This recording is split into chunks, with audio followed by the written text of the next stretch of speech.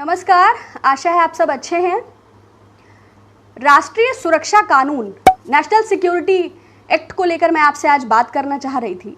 अगर उत्तर प्रदेश की योगी आदित्यनाथ सरकार का विगत कुछ समय को हम देखते हैं तो उत्तर प्रदेश में 8.5 महीने में रासुका के तहत 139 मामले दर्ज किए गए हैं, जिसमें से 76 लोगों पर गो हत्या यानी गोकशी का आरोप लगा।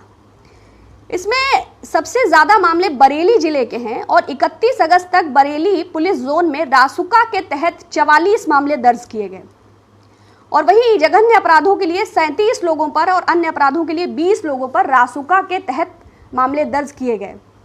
जहां तक मैं समझती हूं कि राष्ट्रीय ये जो रासुका है सुरक्षा कानून के अंतर्गत एक गंभीर धारा है।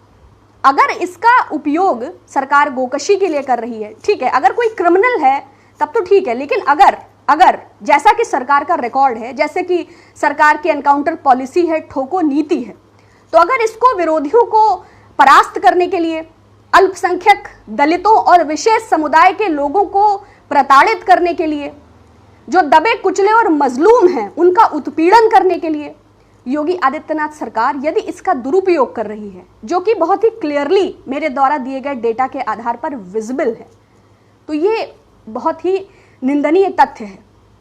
क्योंकि पूर्व में भी हमने सरकार का रवैया देखा है। अगर हम सरकार की गायों को लेकर गंभीरता को देखें, हालांकि चूंकि राजनीति ही गौ रक्षा, गौमूत्र, गोबर पर आधारित है, सरकार तो प्रधानमंत्री जी मोर, बत्तख, देसी नस्ल के कुत्ते पर केंद्रित रहते हैं। उत्तर प्रदेश के मुख्यमंत्री लव जिहाद गौरक्षा से बाहर ही नहीं आ पाते हैं, तो ये सरकार का एजेंडा है, इसमें कोई संशय नहीं। किंतु उत्तर प्रदेश सरकार की योजना थी सहभागिता करके, जिसमें वो गौशाला को बढ़ावा दे रहे थे 4500 रुपए प्रति माह 5 गायों के पालन पर, मतलब कि 900 रुपए प्रति गाय, मतलब कि 30 रुपए प्रतिदिन। ऐसी कौन सी गाय है और ऐसी कौन सी गौशाला है जो 30 रुपए में एक दिन का भोजन, अगर आप में से किसी को पता हो कि भूसा क्या रुपए किलो है तो जरा बताइएगा, वसीम देने की जरूरत नहीं है।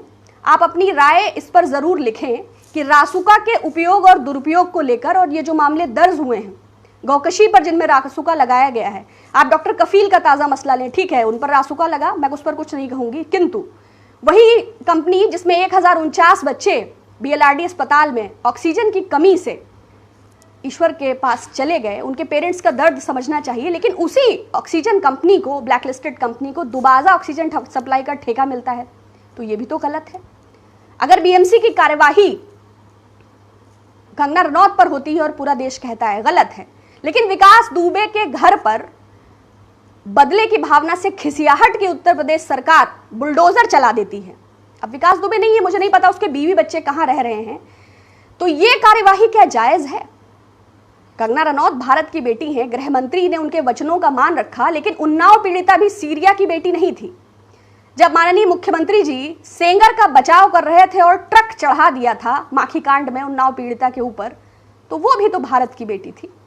जब चिन्मयानंद जेल से निकले और उनको सलामी दी जाती है, और जब चिन्मयानंद रेप केस पीड़िता ने कहती है कि मेरे हॉस्टल के रूम में सारे सबूत हैं, वो गूगल ग्लासेस हैं वो, और एसआईटी खुद रंगाई पुताई करके उन सभी साक्ष्यों को नष्ट कर देती है, तो ये भी दोहरे दर्जे की कार्यवाही है।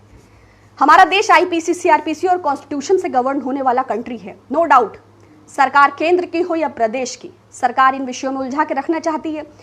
मुख्यमंत्री नहीं चाहते, प्रधानमंत्री नहीं चाहते, वित्त मंत्री साहिबा नहीं चाहती, डिफेंस मिनिस्टर नहीं चाहते कि हम गिरती हुई जीडी पर बात करें, हम इकोनॉमी पर बात करें, हम अनएम्प्लॉयमेंट पर बात करें, हम कोरोना क्राइसिस के इस गंभीर संकट पर बात करें, हम देश की सीमाओं पर असुरक्षा की बात करें, हम देश के अंदर की कलह पर बात करें। इसलिए हमारे सामने रिया चक्रवर्ती है। जस्टिस फॉर सुशांत कब जस्टिस फॉर कंगना रनौत बन गया, सरकार के पास इसका कोई प्रत्युत्तर नहीं।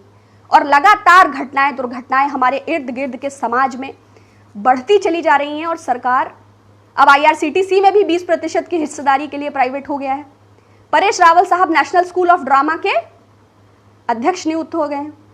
एक्सीडेंटल प्राइम मिनिस्टर का रोल करने वाले अनुपम खेर साहब पहले से ही प्रिय थे, और फकीरी जिनको दिखी थी प्रसून जोशी साहब प्रसार भारती, उनको पहले ही दिया गया था।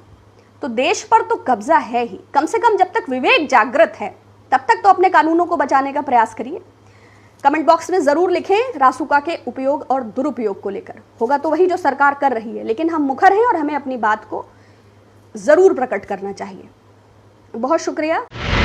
अगर आपने अभी तक हमारा चैनल सब्सक्राइब नहीं किया है तो सब्सक्राइब करें और घंटी का बटन बिल्कुल भी दबाना ना भूलें ताकि सभी लेटेस्ट खबरें पहुंच सकें आप पे सबसे पहले।